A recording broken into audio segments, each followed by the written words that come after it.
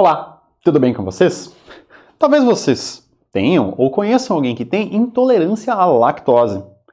Se por acaso vocês compreenderem um pouco melhor, já conhecerem o dia a dia dessas pessoas, vão descobrir que os iogurtes, por mais que sejam derivados de leite, eles apresentam níveis mais baixos de lactose e que, consequentemente, podem eventualmente nem trazer tantos problemas. Evidentemente, essas pessoas que não têm a lactase, a enzima capaz de quebrar a lactose disponível, elas ainda podem ter algum desconforto se existir algum remanescente, algum resquício de lactose nesses iogurtes. E, eventualmente, nós podemos suplementar ainda com enzimas. Mas a maneira natural que o iogurte já tem níveis menores de lactose é porque são adicionadas bactérias ao leite que são capazes de degradar lactose. Mas será que essas bactérias, elas o tempo inteiro são capazes de degradar lactose? Como que essas bactérias, quando no leite e na presença de lactose, decidem utilizar esse nosso nutriente como fonte de energia e, consequentemente, quebram e digerem o mesmo? Vamos descobrir como ocorre a regulação da expressão gênica em procariotos? Nós já passeamos aqui pela estrutura dos nossos ácidos nucleicos, pela replicação do DNA, pelo processo de transcrição, de tradução, e agora nós precisamos entender quando que essa nossa regulação ocorre em procariotos para definir a transcrição de um determinado alvo. Então, o nosso objetivo hoje é nos focarmos aqui em entender não como o DNA é transcrito em RNA e o RNA é traduzido em proteína, mas sim quando e quanto. Pensando no procarioto, em comparação com o nosso eucarioto, eu não tenho aquela nossa separação do núcleo, eu não tenho a compartimentalização celular. Então as bactérias, os procariotos em geral, eles vão ter aqui o DNA circular presente no citoplasma, no mesmo local onde vai ocorrer este processo de transcrição e depois o processo de tradução, o que é diferente quando nós pensamos em eucariotos que compartimentalizam esses eventos. Assim sendo, nos procariotos nós vamos ter aqui o processo de transcrição, onde o DNA vai aqui se transformar no nosso RNA. Depois nós teremos um processo de processamento desse nosso RNA. Esse nosso RNA pode ser estável ou não ali no citoplasma do nosso organismo. Nós poderemos ter aqui a tradução do mesmo em proteína e, por fim, o processo após a tradução, onde será desempenhada uma determinada função daquela proteína. Em procariotos, o passo altamente regulado é aqui na transcrição, é o passo-chave, é o passo regulatório mais importante para a expressão dessas nossas proteínas em procariotos. Então, basicamente, eles têm que responder a desafios ambientais. Desafio esse, por exemplo, quando eu tenho leite e eu não tenho outra fonte de carbono que não seja a lactose. Aquele procarioto precisa responder esse desafio produzindo, ou seja, ativando o gene que vai codificar para a lactase.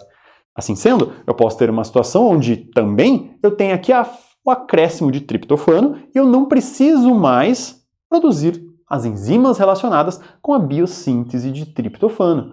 Por quê? Porque agora eu já tenho o triptofano ali presente, aquela bactéria não precisa mais produzir, eu preciso regular negativamente a minha síntese de enzimas, porque não é mais necessário eu investir energia na produção de triptofano, dado que o mesmo está abundante no ambiente. Ou o caso aqui da lactose. Quando, por acaso, eu preciso consumir lactose, eu vou começar a produzir uma atividade de degradação da lactose. Por quê? Porque eu não precisava antes, eu não tinha lactose, ou eu não dependia do consumo dessa lactose para a proliferação e sobrevivência daquela bactéria. Basicamente, a regulação da expressão gênica de procariotos vai se enquadrar em uma dessas nossas 4 categorias. Eu posso ter um sistema induzível, ou seja, um sistema em que eu ligo a expressão, ou um sistema repressível, onde é o sistema que eu estou desligando essa nossa expressão. Ambos os sistemas vão ter 2 classificações. Controle positivo, ou seja, um que eu induzo positivamente, ou um controle negativo, onde eu induzo o silenciamento, ou induzo a redução da expressão. No sistema repressivo, igualmente, eu posso ter um controle positivo ou um controle negativo. Vamos olhar com mais cuidado essas nossas situações? Então, aqui no nosso sistema induzível, eu vou ter, por exemplo, um gene regulador que ele vai produzir um ativador que vai ficar inativo. Ou seja, ele é uma molécula que é capaz de induzir a expressão ligando-se em outras regiões, por exemplo, relacionado a um fator sigma da nossa RNA polimerase, ou um outro elemento que vai se ligar ali recrutando a maquinaria de transcrição em procariotos, mas que fica inativo, ou seja, ele não vai ligar no local que ele regula. Consequentemente, ele não vai permitir aqui que continuemos com o nosso processo de promoção e transcrição do nosso gene, porque a nossa RNA polimerase não será recrutada para ligar no nosso promotor. Se por acaso eu chegar agora e adicionar essa nossa molécula regulatória aqui, por exemplo, então vamos supor que essa molécula seja um indutor aqui representado por essa bolinha, ele vai ligar nesse nosso ativador que estava inativo e agora ele irá relacionar-se, ele irá interagir com a nossa molécula de DNA, propiciando a transcrição ao permitir o recrutar da nossa RNA polimerase. Então nós temos aqui um sistema induzível, ou seja, eu não tinha expressão quando eu coloquei a molécula, eu modifiquei o que estava acontecendo, que é um controle positivo. Por quê? Porque quando eu adicionei a minha molécula indutora, eu iniciei o meu processo de transcrição. A outra possibilidade é termos um sistema igualmente induzível, mas que seja de controle negativo, ou seja, eu tenho aqui a produção por um outro gene regulador do meu repressor, e este repressor ele vai ligar aqui nessa nossa região. Ligando nessa nossa região regulatora, antes ali do nosso gene codificante, a RNA polimerase não consegue iniciar o processo de transcrição. Ou seja, eu estou inibindo essa nossa ligação. Se por acaso eu adicionar aqui, eu induzir, porque é um sistema induzível, eu adicionar o nosso indutor, essa nossa bolinha aqui, ela vai ligar aqui no nosso repressor, como nós observamos aqui, e o repressor vai se deslocar, ou seja, ele vai soltar a nossa fita de DNA e vai permitir que a RNA polimerase faça o processo de transcrição. Ou seja, o que nós temos de comum entre esses dois tipos de sistema induzível de controle positivo e negativo é que, quando eu adiciono uma molécula, eu inicio o processo de transcrição. Por isso, eles são induzíveis por um indutor. Entretanto, no sistema positivo, quando eu tenho a minha proteína ativadora, que ela não liga na nossa molécula, e no sistema negativo, eu tenho uma proteína repressora que ela fica ligada o tempo inteiro. E quando eu adiciono o nosso indutor no nosso sistema negativo, eu vou soltar aqui esse nosso repressor, e no sistema positivo que vimos anteriormente, eu vou fazer com que o ativador ligue aqui nessa nossa molécula de DNA. Já o nosso sistema repressível, ele vai funcionar de maneira análoga, mas inversa. Então o que nós temos aqui? Eu tenho novamente um gene regulador que vai produzir aqui uma proteína constantemente, que é uma proteína ativadora, que ela liga diretamente aqui na nossa região e recruta a RNA polimerase. Então eu tenho transcrição sendo produzida constantemente. Até que, por ser um sistema repressível, eu vou adicionar um correpressor, ou seja, uma molécula, aqui representada por essa bolinha vermelha, que vai ligar aqui no nosso ativador que estava preso na molécula de DNA e vai fazer o mesmo se deslocar. Ao deslocar o mesmo, a RNA polimerase não vai conseguir ligar nessa região e iniciar o processo de transcrição. Então, aqui no sistema repressível, quando eu adiciono a minha molécula, eu cesso a transcrição.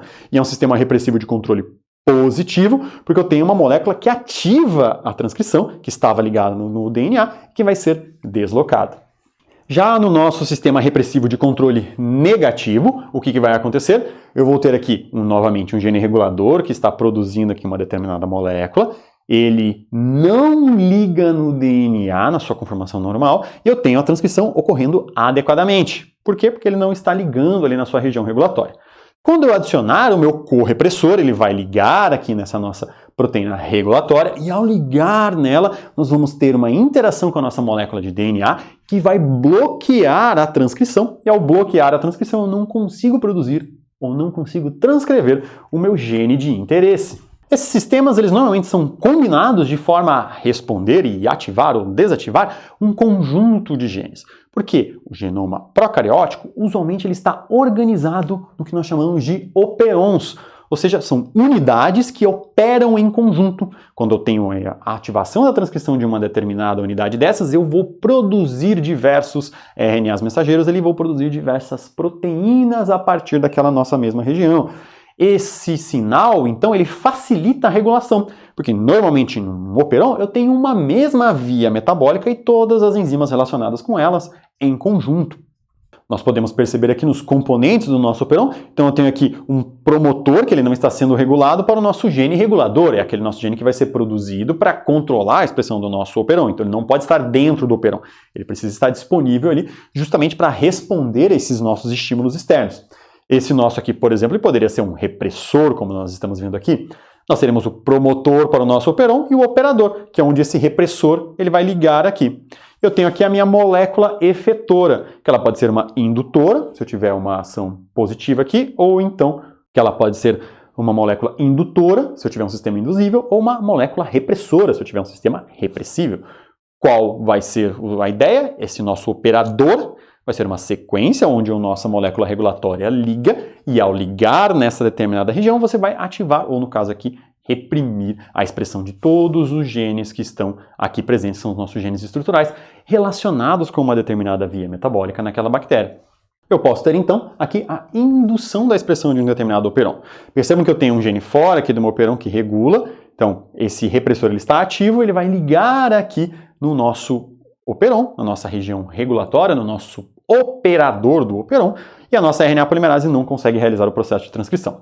Até que de repente eu vou adicionar aqui o nosso indutor, vou fazer o acréscimo dessa nossa molécula, e ao adicionar essa nossa molécula, o que vai acontecer? O nosso repressor ele vai se soltar daquela nossa região específica, e ao soltar da mesma, eu começo a produzir RNAs mensageiros. Esse nosso RNA longo, que contempla aqui todos os nossos genes do operon em uma única posição, ele vai ter aqui várias eventuais entradas de ribossomos. O nosso ribossomo inicia o processo de tradução em pontos diferentes. Por quê? Porque eu vou ter no processo de tradução procariótico a inclusão, a entrada aqui com diversos sítios de reconhecimento para o ribossomo, e eu começo um polipeptídeo nessa posição, começo outro polipeptídeo nessa posição, começo outro polipeptídeo nessa posição, e eu posso traduzir, inclusive, várias vezes cada polipeptídeo de um mesmo transcrito. Outra possibilidade é termos uma repressão do nosso operon, ou seja, eu vou produzir aqui a nossa proteína regulatória que vai ser um repressor. Este repressor aqui, ele não vai ligar normalmente na nossa região operadora, e a RNA polimerase pode fazer o seu serviço realizando a produção do RNA mensageiro. Quando eu adiciono essa nossa molécula, que é a molécula repressora, ela vai justamente permitir que o nosso regulador repressor ligue no nosso DNA, na nossa região operadora do operon, e impeça a ligação e o recrutamento da RNA polimerase e, consequentemente, impeça o processo de transcrição que ocorra. Vamos conhecer o funcionamento do operon LAC, que está relacionado com a degradação de lactose. Então nós temos aqui nessa nossa região um gene regulador. Esse nosso gene regulador ele é chamado de repressor LAC. Qual é a capacidade dele? É a capacidade de ligar e regular a nossa expressão do operon LAC, como nós veremos mais adiante. No início do nosso operon nós teremos o nosso operador, o operador esse qual terá a ligação do repressor LAC, e nós teremos 3 genes sendo produzidos. O primeiro deles aqui é o gene que efetivamente faz a transformação de lactose em galactose e glucose, que é a nossa beta-galactosidase. Nós teremos uma beta-galactosidase permease, ou seja, para que aquela bactéria consiga adentrar com a nossa lactose para dentro da célula, e uma beta-galactosidase transacetilase. Então eu tenho 3 enzimas ali relacionadas com um processo bioquímico como um todo, que estão localizadas aqui nessa nossa região genômica, que quando nós abrimos, percebemos que é produzida uma única unidade de RNA mensageiro policistrônica, e essa grande unidade vai produzir 3 proteínas, 3 enzimas diferentes. E como que ocorre essa regulação? Então, vejamos aqui. Eu tenho uma situação em que eu não tenho lactose. O que vai acontecer? Eu teria aqui nessa minha região anterior, sendo produzido o RNA mensageiro e o polipeptídeo no nosso repressor LAC. Este repressor LAC ele vai vir aqui, vai ligar na nossa sequência operadora, e ao ligar no operador, ele evita que a DNA polimerase prossiga e, consequentemente, eu não tenho a expressão do nosso RNA mensageiro e, consequentemente, não ocorre a tradução de nenhum dessas nossas enzimas aqui relacionadas com a degradação da lactose. Mas eu posso ter uma situação em que eu adicione lactose. Se eu adicionar a lactose irá ligar aqui nessa nossa molécula repressora, e ao ligar na molécula repressora, ela evita que a mesma acesse o operador LAC. Ao ela não acessar o operador LAC, a nossa RNA polimerase pode iniciar o processo de transcrição, produzir esse grande RNA mensageiro policistrônico, e nós teremos os ribossomos aqui atuando e produzindo as 3 enzimas a partir daquele nosso RNA mensageiro. Entretanto, esse não é o único nível regulatório do nosso operon LAC. Ele não está mensurando apenas se eu tenho ou não tenho lactose. Ele mensura isso também. Mas outra coisa que ele está avaliando são os níveis de glicose, de maneira indireta, a partir do AMP cíclico. O AMP cíclico é uma molécula que ela é produzida quando eu quebro o ATP e tenho baixa glicose. Então, se por acaso eu tenho alta glicose, eu não vou transformar o ATP em AMP cíclico, que é uma molécula sinalizatória. Mas se eu tenho baixa glicose, aquela bactéria ela vai perceber e vai sinalizar que existe uma baixa quantidade de glicose disponível. Por quê? Porque eu vou começar a transformar ATP em AMP cíclico. Então, essa maneira é uma maneira da bactéria avisar para todos os outros mecanismos e elementos transcricionais que produzem enzimas relacionadas com outras fontes nutritivas, outras fontes de carbono, que, olha, a glicose, que é o mais fácil, não está disponível. Talvez seja necessário produzir esses outros nossos elementos capazes de consumir outros nutrientes.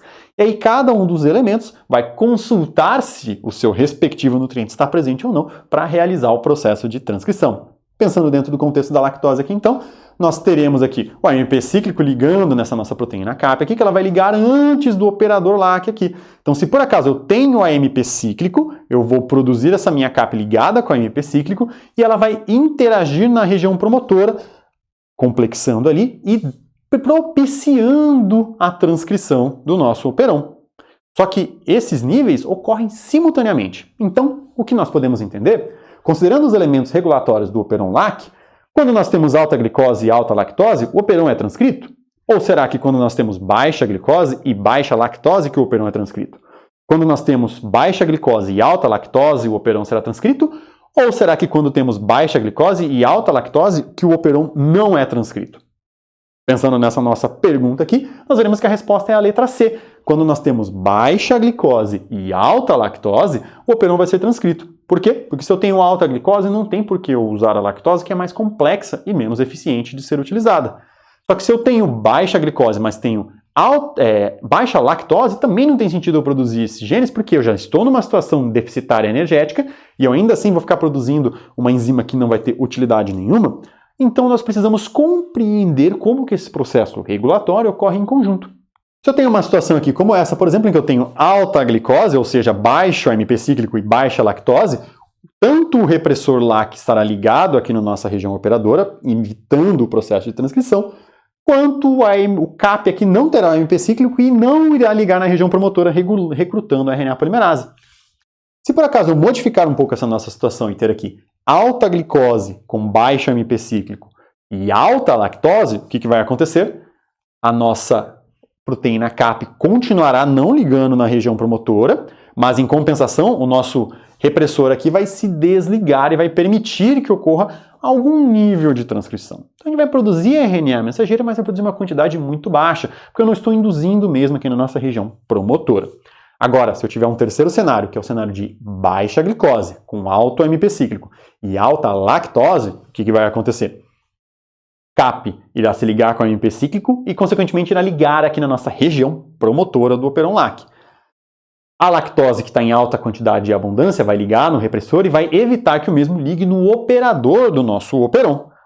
O que vai acontecer? Eu vou induzir pela proteína CAP ligada a AMP cíclico a transcrição e ela não será inibida pelo nosso repressor LAC. Consequentemente, eu terei grande quantidade de transcritos sendo produzida e como o principal passo regulatório dos procariotos é justamente a presença da atividade regulatória durante a transcrição, nós teremos uma abundância de proteína produzida. E a produção do triptofano que eu mencionei lá no começo? A produção do triptofano ela é complexa e também está dentro de um operon. Então eu vou começar lá do ácido corísmico, vou passar para outro tipo de ácido, vou fazer outras conversões, cada uma dessas sendo catalisada por uma enzima específica, até que eu possa produzir especificamente triptofano ali no final. Então, eu tenho que produzir toda uma cascata bioquímica para que eu possa produzir a partir do meu precursor triptofano. Se eu tiver triptofano disponível, não tem necessidade nenhuma de eu ativar toda essa produção, toda essa transcrição e a tradução de todos esses elementos para ter essa via biosintética disponível. Então eu preciso ter algum elemento regulatório que detecte a presença ou ausência de triptofano para desencadear a expressão desse operon como um todo. E aqui, justamente essa engenhosidade procariótica de não ter um núcleo, não ter uma compartimentalização do processo de armazenamento do ácido nucleico e transcrição que ocorre nos eucariotos, eu posso acoplar processos regulatórios que envolvam simultaneamente a transcrição e a tradução. Assim sendo, como eu tenho um único RNA mensageiro sendo transcrito por vários ribossomos e essa tradução pelos ribossomos inicia imediatamente após o processo de transcrição, eu vou ter o quê? A RNA polimerase produzindo um RNA mensageiro e vários ribossomos, ou seja, um polirribossomo, vários ribossomos, estarão ligados nesse RNA mensageiro já iniciando o processo de tradução. Então, conforme eu vou produzindo mais, eu vou entrando com mais RNAs polimerases iniciando o processo de transcrição, eu já vou acoplando a tradução simultaneamente. Então, é como se fosse a RNA polimerase vai na frente no DNA, o nosso ribossomo já está atrás no RNA nascente sendo produzido, realizando a tradução. Então, o início desse nosso operon do triptofano, ele vai propiciar um RNA mensageiro com uma estrutura tridimensional única e particular. Como que ela funciona? Nós teremos algumas interações intramoleculares dentro da produção dessa nossa molécula. E elas serão extremamente importantes para a regulação da produção de proteínas a partir do mesmo. Como que isso vai funcionar? Quando nós temos alto triptofano, nós teremos a RNA polimerase iniciando o processo de transcrição e imediatamente depois o ribossomo já adentra e começa a traduzir. Essa região líder, aqui a região que nós vamos chamar de região 1 do nosso RNA mensageiro, ela tem uma alta quantidade de códons de triptofano. Ou seja, se eu tenho muito triptofano, o ribossomo vai passar por aqui rapidamente, porque eu não tenho falta desse nosso aminoácido. Ele vai traduzir rapidamente aquela região. E logo começa a tradução da região 2. Ou seja, o ribossomo vai ocupar a região 2 e vai impedir que essa região 2 interaja com alguma outra região. Como a RNA polimerase estava um pouco mais adiante, ela já vai ter produzido a região 3 e a região 4. Ao produzir a região 3 e a 4, elas vão interagir entre si, formar um grampo esse que vai deslocar a nossa RNA polimerase e, consequentemente, a transcrição vai cessar. Se por acaso eu tenho baixo triptofano, ou seja, eu vou ter aqui na nossa região 1 aquela grande quantidade de códons que exigem triptofano, o ribossomo vai dar uma travadinha aqui. Ele não vai conseguir adicionar tão rapidamente quanto numa situação em que eu tenho triptofano abundante. Ou seja, o processo de tradução fica mais lento e o ribossomo não consegue avançar para a parte 2, para a nossa seção 2 do RNA mensageiro, antes da RNA polimerase já ter continuado o processo de transcrição. Aí nós teremos a interação entre a região 2 e a região 3, e não entre a região 3 e a região 4. E o tipo de grampo aqui formado, ele não vai inibir o processo de transcrição. Ou seja, nós não vamos deslocar a nossa RNA polimerase. É um processo relativamente confuso, certo? Vamos tentar entender de uma outra maneira? A minha mão esquerda aqui, ela é o nosso ribossomo. A minha mão direita é a nossa RNA polimerase. E aqui eu tenho o nosso RNA mensageiro. Posição 1, rica em códons de triptofano. Posição 2, posição 3 e posição 4, certo?